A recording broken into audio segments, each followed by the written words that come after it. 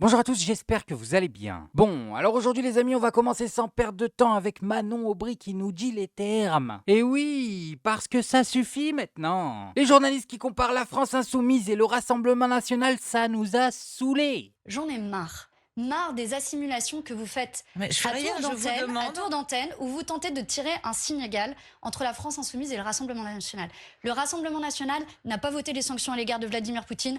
Je les ai votées. Le Rassemblement national n'a pas condamné l'invasion de Vladimir Poutine et de la Russie en Ukraine.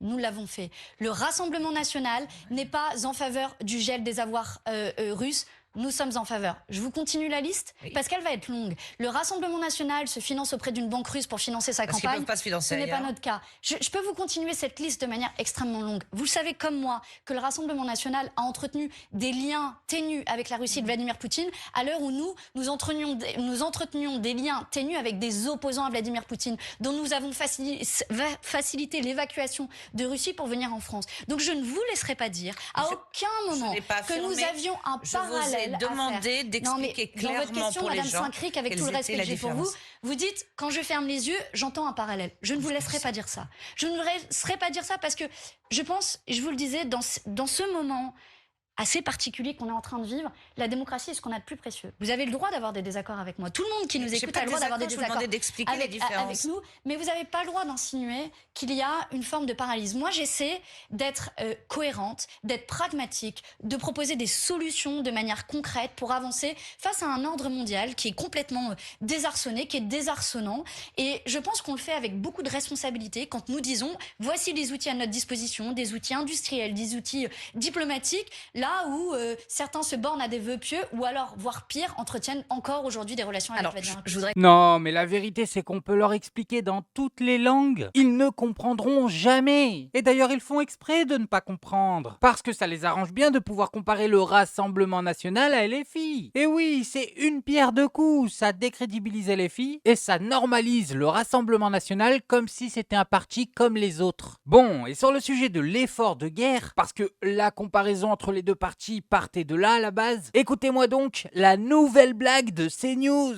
Oh là là, celle-là elle est pas mal. Votre argent nous intéresse, plus précisément votre épargne en assurance vie, en épargne salariale ou encore en épargne retraite. Votre argent nous intéresse, c'est le message que devrait vous envoyer le gouvernement dans les prochains jours, prochaines semaines. Il va bien falloir financer l'effort budgétaire pour renforcer notre armée et ça devrait passer par des investissements avec l'argent des Français. Comme ce qui se fait d'ailleurs avec l'argent des livrets A qui financent des HLM. D'ailleurs, on pourra se poser la question, est-ce qu'on préfère financer avec notre épargne de nouveaux logements sociaux ou de nouvelles armes? Je vous laisse avec cette question. Vous avez compris les amis? On va utiliser l'argent généré par vos assurances vie pour financer la mort. Non, mais on est des poètes. Et j'ai bien aimé à la fin son petit coup du c'est soit vous payez pour acheter des armes, soit on continue l'assistanat avec les HLM. Ah, ils les connaissent bien leurs auditeurs sur CNews. Ils savent très bien comment les plumer. Parle-leur d'assistanat, parle-leur d'étrangers, parle-leur d'immigration et des chèques, ils vont en signer à l'appel. Bon, et maintenant on va se diriger sur BFM TV, mais on va rester sur le même sujet. Toujours l'effort de guerre. Alors celui-là, ce sujet, il va justifier tout et n'importe quoi. Regardez, là on nous parle des retraites et franchement, hein, il y en a dans ce pays qui se plaignent de la gauche, mais sachez que la gauche dans notre pays sont les seuls à défendre votre pouvoir d'achat. Sans eux, on serait tous sur la paille. Oui, bien sûr qu'on peut revenir à 62 ans puis à 60 ans. Notre première étape, c'est d'abord les 62 ans dans le cadre de ces Mais vous concertations. continuez à Bien fixer sûr. l'objectif d'un retour à 60 ans. Tout à fait.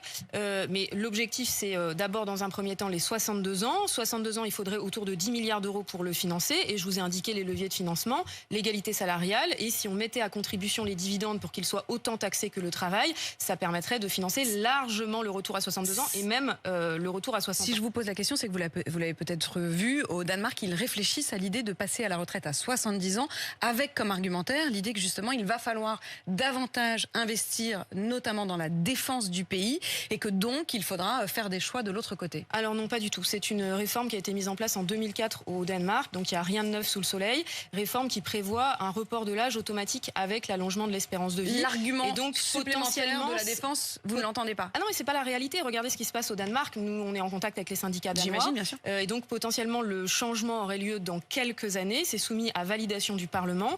Les Danois et les syndicats y sont très opposés, mais il n'y a aucun rapport avec la question de l'économie de guerre. Ça, c'est une erreur Lorsque totale. les politiques là-bas font un rapport, pour vous, c'est artificiel. C'est Mais- un faux argument. Mais c'est pas la réalité en fait, c'est une réforme qui date d'il y a quasiment 20 ans qui a fait en sorte que l'âge soit repoussé en même temps que les gains d'espérance de vie, avec à chaque fois un vote du Parlement. Et donc dans plusieurs années, il doit y avoir un vote du Parlement sur ce point. Et les syndicats danois sont déjà sur le pied de guerre pour empêcher le vote du Je vous Parlement. pose Mais qu'est-ce que c'est que ça? On nous vend des retraites à 70 ans qui n'existent même pas, sur des arguments qui n'existent même pas. Je veux dire, mais qu'est-ce que font nos journalistes?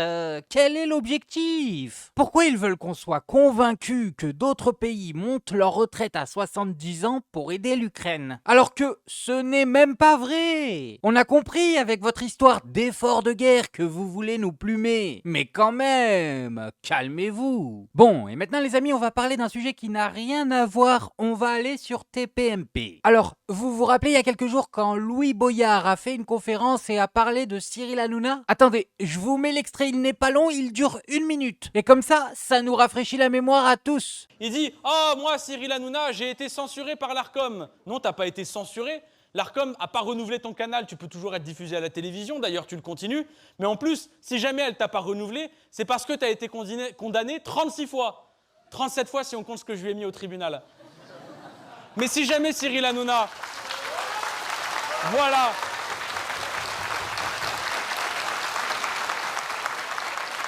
Mais...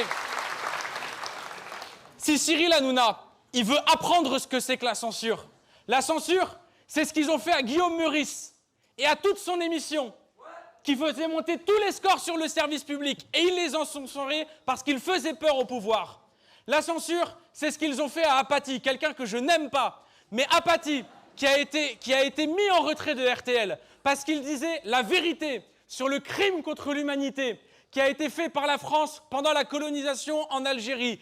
Et ils l'ont mis en retrait parce qu'il faisait peur au pouvoir.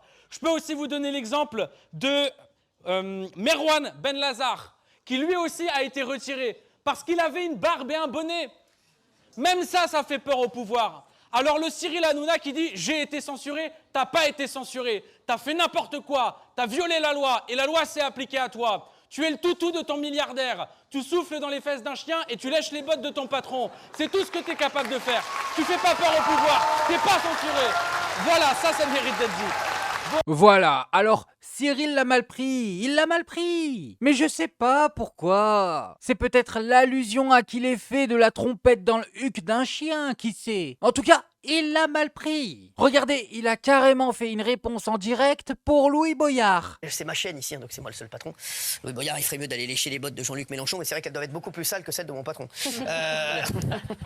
Et c'est vrai que et je referai. Alors, lécher dans le cul d'un chien, c'était un happening incroyable. Et si j'avais à le refaire, j'adore. Parce que sachez que à choisir entre souffler dans le cul d'un chien ou souffler dans le cul d'un chroniqueur, je préfère un chien. Voilà. Non mais il devrait essayer, hein, Louis Boyard, ça devrait peut-être le détendre. Mais bon, sa moustache va peut-être faire mal au chien. Je respecte les animaux. Non mais Louis Boyard, il est complètement à côté de la plaque. Il me fait de la peine. Oui, nous on est encore là, on cartonne. Oui, t'es où, Louis? Oui, regarde notre carrière, regarde la tienne, oui, regarde, on dirait que tu vas faire ta photo de classe avec ton petit pull et ta chemise, regarde-moi ça, on dirait Godefroy de Montmirail. Non mais franchement, non mais Louis, regarde-toi, non mais tu fais de la peine à tout le monde, non mais Louis, va faire un UV avec Bernard Montiel, sans déconner. Non mais en plus, ce qu'il dit est factuellement faux et je profite de ma présence ici, mon cher Cyril, je profite de ma présence ici juste pour vous dire que... Il a tellement le seum, parce que Louis, j'aurais toujours une plus grosse réussite que toi, mon Louis, je suis désolé, mon chéri. Je peux juste rebondir sur ce que tu dis, permets-moi Cyril, mais bien sûr mon bébé. Tu es un sacré bonhomme parce que, et sans flagornerie de ma part, tu es effectivement plus sur C8 mais tu cartonnes parce que c'est toi, parce que tu as du talent. Lui, Boyard en plus, il dit factuellement des bêtises parce que quand il dit Guillaume Meurice, mais pourquoi Guillaume Meurice n'a pas été ailleurs? Pourquoi il n'a pas fait sa chaîne?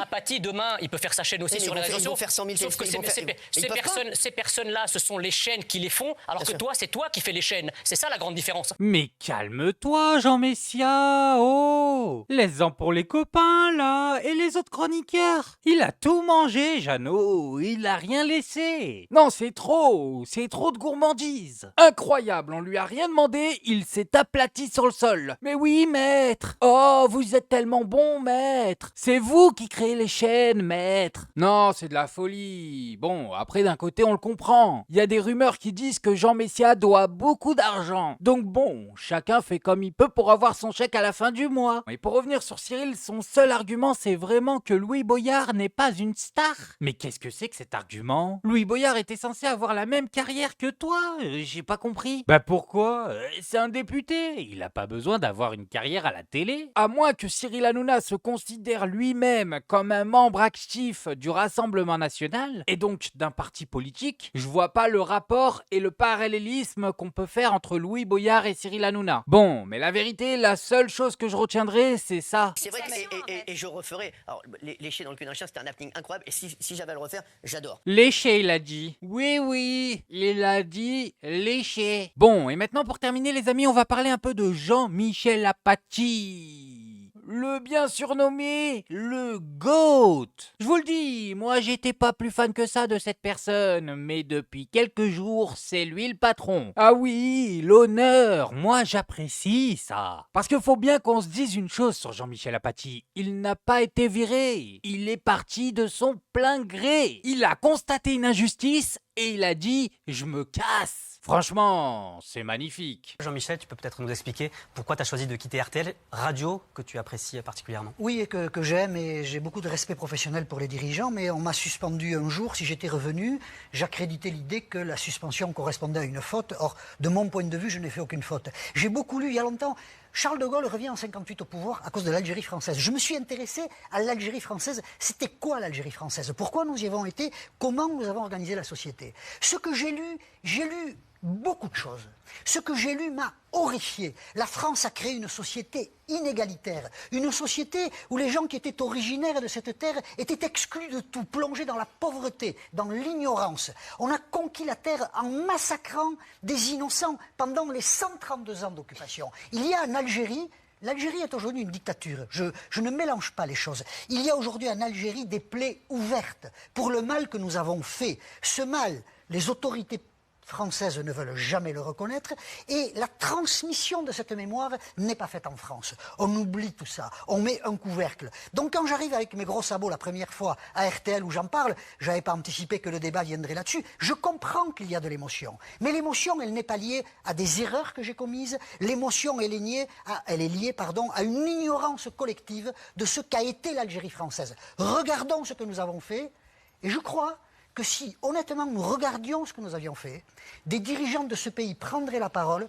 pour dire que 132 ans d'occupation en Algérie ont été contraires aux droits de l'homme et aux valeurs qui font la grandeur de ce pays. Si j'ai dit ça, si tout ça a existé, et si je ne vais pas à RTL, c'est parce que j'aime mon pays. Il y a 1000 manières d'aimer mon pays, mais tous les pseudo-nationalistes, ils l'aiment beaucoup plus mal que moi. Mais oui, les nationalistes dans notre pays sont en carton, en papier mâché. Je vous l'ai déjà dit, les gars ne sont pas des patriotes, ce sont des papillotes. Allez sur les réseaux et vous verrez, les influenceurs de droite vous disent tous la même chose. Montez une boîte, quittez la France, évadez-vous fiscalement. Ah bah vous l'aimez votre pays, vous l'aimez à un tel point que vous voulez le quitter. Bon, et pour revenir sur Jean-Michel Apathy, ça y est, il a tout dit, il n'y a rien à rajouter, je vous le répète, c'est devenu le patron. Franchement, avec cette histoire, faut voir la quantité de respect qu'il vient de gagner. Bon, après je connais les désaccords qu'il a eu avec LFI, mais la vie ne s'arrête pas à LFI. Le fait qu'une personne soit en désaccord avec eux ne signifie pas que moi je vais le disqualifier automatiquement. Même si vous le savez les amis, j'apprécie beaucoup LFI. Bon bref, moi je voulais juste vous montrer ça. Maintenant faites-vous votre avis tout seul.